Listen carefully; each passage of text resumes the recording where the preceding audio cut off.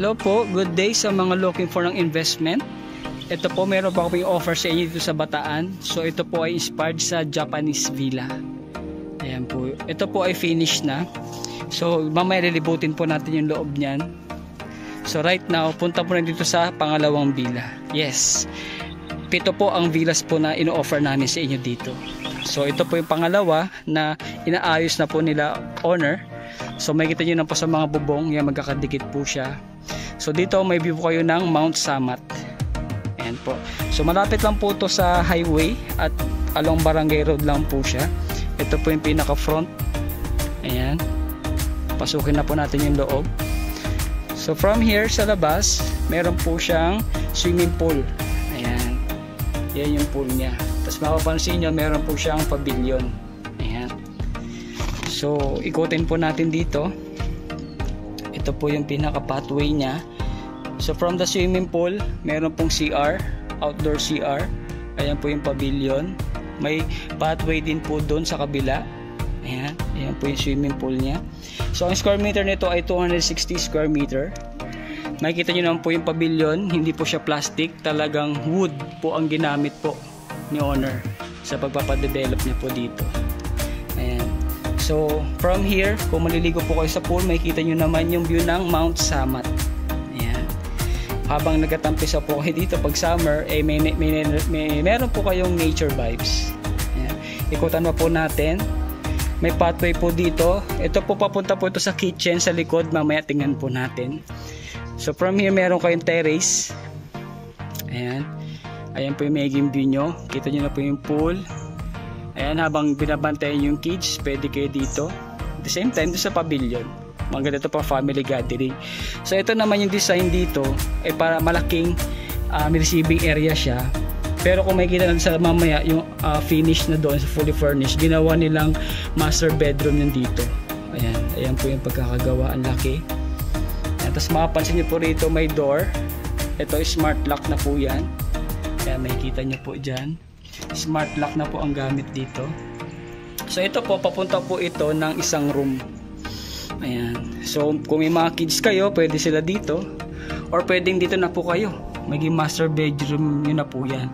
Tapos may door po doon. Dyan po ay papuntang kitchen naman. Puntahan na po natin yung outdoor kitchen. Ayan. Dito makikita nyo, may view kayo ng rice land. Ayan. May palayan po. Napaka-relaxing nito pagka morning. Makikita nyo, magkakape po kayo dyan. So dito may space po dito for garden. Nasa inyo po kung pwede nyo gawing parang mga vegetables, itatanim nyo po dyan, dala mahal ng gulay na. So ayan po, dito po may pathway din siya, bukod po doon sa pinaka door po na nakita nyo. Ito na po yung kitchen nya. Ayan, outdoor kitchen po ang design nito. Sliding door. Ayan. Yan yung pinto na po na ito, papunta po sa maid's room. Tingnan po natin mamaya. Ayan. May built-in cabinet na po. Napakaganda ng design, napaka-modern. Ito na po yung maging kitchen nyo. Pwede kayo magpagawa dito ng exhaust. At habang nagluluto po kayo dito, ang ganda ng view. Ayan. So habang nagluluto kayo, imagine niyo ganito yung view nyo. Sasarap talaga ang luto nyo. Ayan. May stainless na rin po siyang lababo. Ayan. Tapos, puntahan natin yung maid's room. Ayan, dito tayo sa maid's room. Ito po yung pinaka room ng maids. Kung meron kayong maids or gawin yung storage, pwede rin. Ayan. Tapos from here, kung diretso tayo dito, pwede maging laundry area at may CR po doon. So ito po, may drainage na siya for washing machine. Tapos, ito naman po ay may bowl.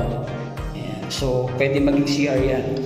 So, itong property na to ay ideal din ito sa investment, income generating. Bakit po kamo? Kasi syempre po, ang Bataan, malapit naman po sa lahat. At the same time, kung gusto nyo magkaroon ng income generating, pwede nyo po itong ipa-Airbnb. Sa Airbnb, matutulungan namin kayo i-market ito para magkaroon po kayo ng mga client. Tapos, ito po habang nire-renovate po ito ni owner, pwede nyo na pong sabihin na kayo na po ang magtutuloy. Pwede nyo pong kunin yung engineer nila, yung mga architect. So, from here, magkakasigurado kayo na magkakaroon kayo ng income generating. Ipasilip ko lang sa inyo saglit yung isa na villa na hindi pa gawa. Ayan. Ayan. May parang Japanese bathtub din siya rito, yung kawang malaki. Ayan. Tapos may available pa po dun sa dulo. So yan po, pag bare pa siya, hindi pa develop. So ito naman po yung unti-unti na.